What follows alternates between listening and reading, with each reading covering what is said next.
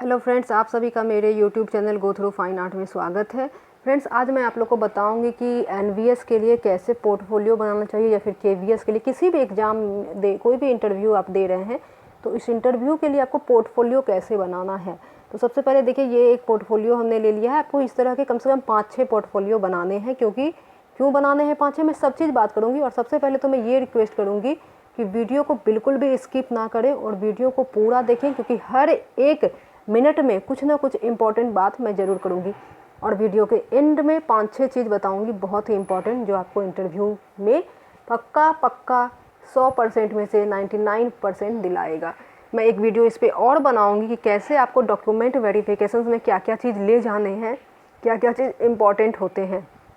तो जिसने एनवीएस के एग्ज़ाम दे दिए हैं उनका तो अच्छा होगा एक्सपीरियंस, बट जो देने वाले हैं एनवीएस या फिर केवीएस या फिर टीजीटी में तो नहीं होता है इंटरव्यू, इस साल से बंद कर दिया गया, बट पीजीटी में होता है। तो जो भी एग्ज़ाम आप दे रहे हैं सभी के लिए सेम ही रूल्स होंगे, सभी के लिए सेम ही आपको पोर्टफोलियो बनाना है, कुछ भी अलग नहीं है।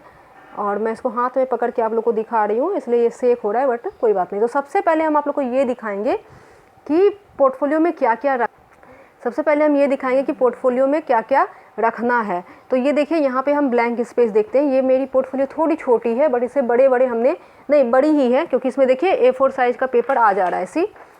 A4 साइज़ का पेपर फिट हो जाएगा इसके अंदर। देखिए मैं दिखाती हूँ डाल के आपको, जस्ट सेकंड। ये देखिए आ गया। तो सबसे पहले इसमें आपको एक रेज्यूमे ज़रूर डालना है। सारे में डालने तो बहुत अच्छी बात होगी। अगर जैसे 5-6 आप पोर्टफोलियो बना रहे हैं तो आप चाहें तो 5-6 में भी आप अपना रेज्यूमे डाल सकते हैं। उसके बाद सबसे इम्पॉर्टेंट चीज़ है कि अबाउट माई वर्क आप डाल दें। कोई भी पढ़ेंगे नहीं, बट वो एक प्रेजेंटेबल होता है। आप हिंदी में कंफर्टेबल है तो हिंदी में लिख लीजिए, इंग्लिश में कंफर्टेबल है तो इंग्लिश में लिख लीजिए, लेकिन आपको ये बनाने हैं, ठीक है। उसके बाद मैं एक चीज़ और आप लोग को दिखा दूँ, जस्ट ए सेकेंड। ओके, तो जो भी लैंग्वेज में आप कंफर्टेबल है उस लैंग्वेज में आप अपने काम के बारे में लिख लिया। अब मैं अबाउट माई वर्क आपको पूरा नहीं दिखा रही हूँ, क्योंकि यहाँ से कुछ लोग हो सकता है कि इसे कॉपी भी करने, तो बिल्कुल ऐसा मत कीजिए। आप अपना काम के बारे में खुद ही लिखिए।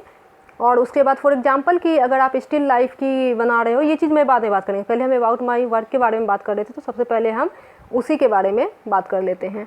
ओके, तो अबाउट माई वर्क हो गया, यहाँ पे आप लगा लीजिए। उसके बाद हम काम की तरफ आ जाते हैं कि कैसे कैसे काम को रखना है। तो सारे पोर्टफोलियो के अलग अलग, ये मैं बस 1-2 काम आप लोग को दिखा रही हूँ, जिससे आप लोग को आइडिया मिल जाए। पूरा पोर्टफोलियो मैं अच्छे से बना के रखी हूँ, 5-6 पोर्टफोलियो ली हूँ। तो सबसे पहले आप लोग को जो पोर्टफोलियो परचेज़ करना है वो कम से कम 5 लेना है, और अगर 5 नहीं तो कम से कम 4 अच्छे क्वालिटी। कहने का मतलब या तो ऐसा वाला ले जैसा मैं आप लोग को अभी दिखाई हूँ, या फिर जो हम लोग नॉर्मल बायोडाटा वगैरह के लिए यूज करते हैं वो भी आप ले सकते हैं।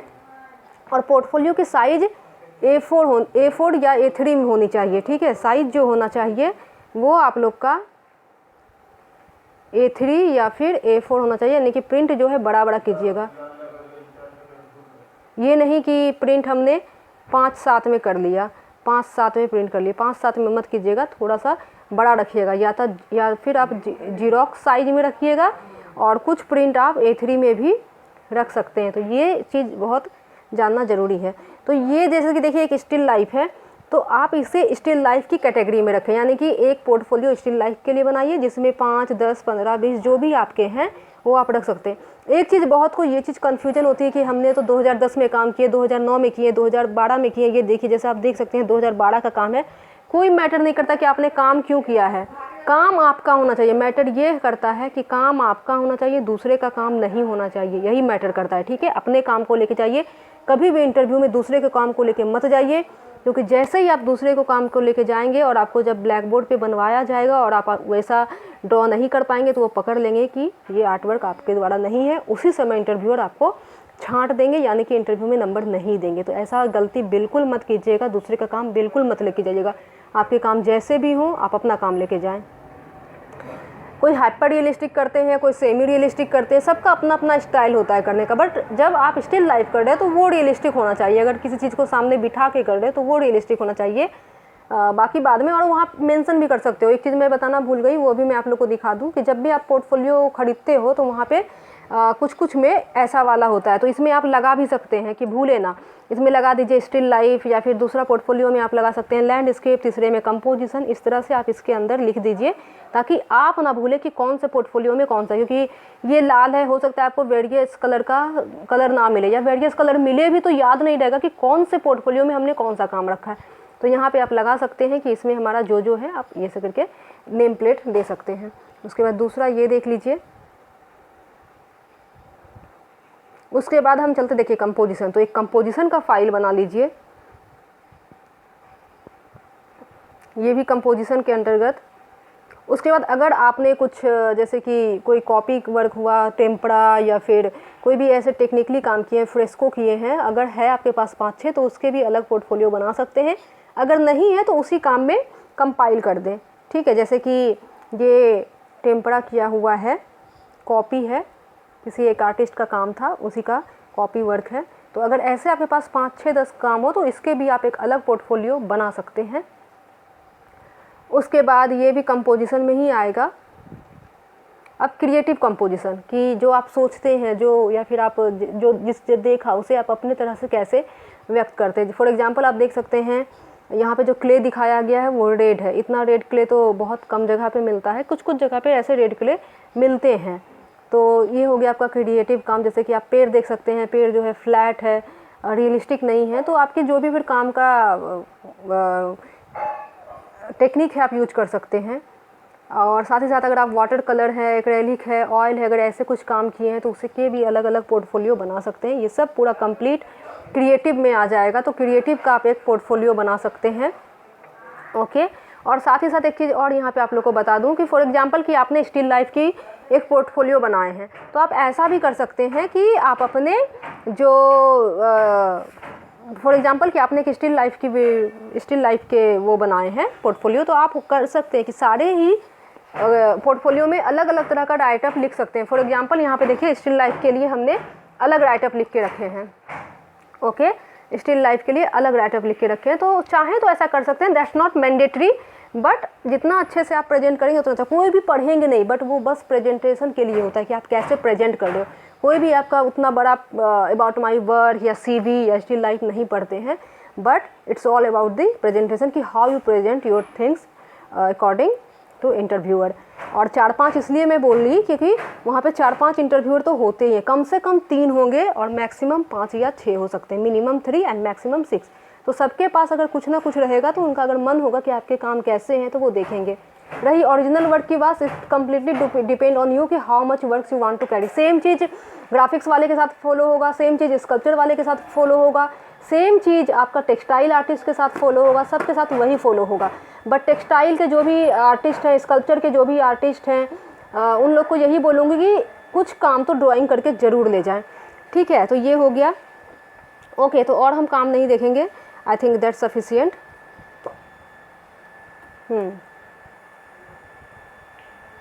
अब हम आपको कुछ और भी क्रिएटिव काम दिखाना चाहेंगे। ये देखिए, तो जो भी आपका काम है, जो भी टेक्निक है, बिल्कुल हेजिटेट ना करें, ले जाएं और आप मेंशन कर सकते हैं कि ये काम आपने कब बनाया है इसी में। जैसे कि आप देख सकते हैं कि यहाँ पे मेंशन्ड है ये काम कब बना हुआ है, तो और अलग अलग बनाइए। और आप कह सकते हैं कि आप सब तरह के काम करते हैं, ऐसा नहीं है कि we don't know how to make still life, we don't know landscape. तो हर तरह का काम का वेरिएशंस रखिए जैसा भी आप काम करते हैं। सी ओके, तो आप जैसा भी काम करते हैं आप रख सकते हैं, बट अलग। जैसे ये सारा ही काम क्रिएटिव है, ये सारा ही काम क्रिएटिव है, तो इसको क्रिएटिव के अंदर रखें, मिक्सअप ना करें, गौच पौच ना करें। स्टिल लाइफ के लिए अलग पोर्टफोलियो बनाएं, लैंडस्केप के लिए अलग बनाएं, कंपोजिशन के लिए अलग बनाएं, कुछ पोर्ट्रेट किए हैं तो पोर्ट्रेट के लिए आप अलग बनाइए। यही चीज़ आप लोग को ध्यान में रखना है। ओके, कुछ कोलाज वर्क किए हो तो कोलाज वर्क ले सकते हैं। अब हम थोड़ी सी बात कर लेंगे कैसे कैसे इसको एग्जीक्यूट करना है। तो आइए एग्जीक्यूट के बारे में देख लें। तो देखिए, सबसे पहला चीज़ तो हमने आपको बता दिया कि स्टिल लाइफ के लिए एक अलग पोर्टफोलियो बनाइए, कंपोजिशन के लिए एक अलग बनाइए। थर्ड, अगर पोर्ट्रेट स्टडी किए हैं तो अलग बनाइए। सेम चीज़ अगर आपने मान लीजिए कि स्टिल लाइफ वाटर कलर में किए हैं तो अलग रखिए। और अगर मान लीजिए ज़्यादा वर्क है तो अगर आपने 10-15 काम किए हैं तो अलग पोर्टफोलियो बनाइए, बट अगर आपके पास 2 ही है 3 ही है तो अलग मत कीजिए, मिक्सअप कर सकते हैं। फॉर एग्जांपल कि 4 आपने स्टिल लाइफ रख दिया, उसके बाद 4 आपने लैंडस्केप रख दिया, उसके बाद 4 आपने पोर्ट्रेट रख दिया, इस तरह से। और सबसे ज़रूरी बात कि कम से कम रिज्यूमे ज़रूर रखें। रिज्यूमे रखने से क्या होगा कि अगर उन्होंने आपके बारे में नहीं पूछा कि आप कहाँ से बिलोंग करते हैं, फॉर एग्जांपल कि आपसे नहीं पूछा कि tell me something about yourself, तो that time that resume will help them to understand कि आप कहाँ से बिलोंग करते हो। और एक चीज़ और बहुत ही इंपॉर्टेंटली मेंशन करना चाहूँगी, फॉर एग्जांपल उन्होंने आपसे आपका नाम वगैरह कुछ भी नहीं पूछा, और जब आप अपना ओरिजिनल काम दिखाने लग रहे हो, that time you can do one thing, जब आप अपना ओरिजिनल काम दिखा रहे हो उस समय आप ये कर सकते हैं कि अपना काम दिखाने के साथ साथ उनको अपने बारे में बता सकते हैं। फॉर एग्जांपल कि ये काम है, ओके, ये काम हम कह सकते हैं कि like my name is dash dash dash and I belong from Kolkata, and like in Kolkata we can see how lot of things scattered, like there are lot of temporary shop, there are lot of footpath shop, तो ये सब चीज़ आप इस तरह से उनको बना के बोल सकते हैं। और उसी में आप मेंशन कर सकते हैं कि like I have completed my BFA from government art college, I have completed my MFA from Baroda university, और भी जो भी अचीवमेंट है यही सब दिखाते के साथ साथ अगर आप और भी काम दिखा रहे हो, मतलब ओरिजिनल काम दिखा रहे हो, तो ओरिजिनल काम दिखाते समय आप लोग और भी मेंशन कर सकते हो कि मुझे ये अवार्ड मिले। अगर कुछ अचीवमेंट हो तो, अगर कोई बड़ा अचीवमेंट हो, अगर नेशनल अवार्ड मिला है तो यू कैन मेंशन कि मुझे नेशनल अवार्ड मिला है। फॉर एग्जांपल अभी मैं आपको एक काम दिखाती हूँ, फॉर एग्जांपल ये काम हमने दिखाया और इस पर अगर हमें नेशनल अवार्ड मिला है तो हम मेंशन कर सकते हैं कि I have received national award for this work, उसी समय एक लाइन ऐड कर दीजिए। फॉर एग्जांपल इस वर्क के लिए आपको कोई फेलोशिप मिला है तो you can mention in the same time कि इस काम के लिए मुझे गड़ी स्कॉलरशिप मिला था इस तरह से, या फिर मुझे छात्रवृत्ति मिली थी। जो कुछ भी अचीवमेंट है आप उसी दौरान बोल दीजिए ताकि इंटरव्यूअर को आपके अचीवमेंट के बारे में भी पता चल जाए। Okay, hope you understand clearly. तो फ्रेंड्स, इतना ही एक वीडियो मैं आप लोग को बनाऊंगी जिसमें प्रॉपर मैं आप लोग को ये भी बताऊंगी कि काम कैसे दिखाना है, कैसे कलेक्ट करना है, और साथ ही साथ इंटरव्यूअर को कैसे अपने ओर आकर्षित किए रखना है। और साथ ही साथ एक वीडियो हम बनाएंगे इसके ऊपर जो सभी पूछते हैं मेरे से कि क्राफ्ट वर्क कैसे करें, क्योंकि क्राफ्ट कर तो बहुत लोग लेते हैं, उससे एग्जीक्यूट नहीं कर पाते। एग्जीक्यूट का मतलब है कि उसे दिखाना कैसे है, एग्जीक्यूट का मतलब यहाँ पे उसे दिखाना कैसे है, उनको ले जाना कैसे है, उनके बारे में बताना कैसे है। तो ये हम नेक्स्ट वीडियो के बारे में बात करेंगे। अगर आप लोग को ये वीडियो पसंद आई हो तो आप लोग से नम्र निवेदन है कि प्लीज़ वीडियो को लाइक करें, दोस्तों के साथ शेयर करें, कमेंट करें। जिसने भी अभी तक हमारे channel go through fine art को सब्सक्राइब नहीं किए हैं वो प्लीज़ सब्सक्राइब करके बेल आइकन को ऑल पे प्रेस कर लें ताकि कोई भी वीडियो मैं बनाऊं तो उसका नोटिफिकेशंस आपको आपके फ़ोन पे सबसे पहले प्राप्त हो जाए। देखिए, हमारा सारा ही पोर्टफोलियो अच्छे से बन के रेडी है और ये आपको वहाँ भी हेल्प करेगा। फॉर एग्जांपल आपने BFA का एग्ज़ाम दे दिया है, अब आपको MFA का एग्ज़ाम देना है और आप कहीं दूसरे जगह से कर रहे हो या सेम यूनिवर्सिटी से भी कर रहे हो, वहाँ पे अगर आपको दिखाना है तब भी आप इसी तरह से पोर्टफोलियो बना के अपने टीचर्स को दिखा सकते हैं MFA में एडमिशन लेने के लिए। ये भी आपके लिए बहुत हेल्पफुल होगा। वहाँ पे भी सेम करना है, रिज्यूमे आपको रखना है और अबाउट माई वर्क आपको रखना है। तो फ्रेंड्स, आज के लिए इतना ही। मिलेंगे हम फिर से एक नए वीडियो के साथ, तब तक के लिए bye bye, take care, see you soon, have a nice day. आशा करते हैं ये वीडियो पसंद आई होंगी।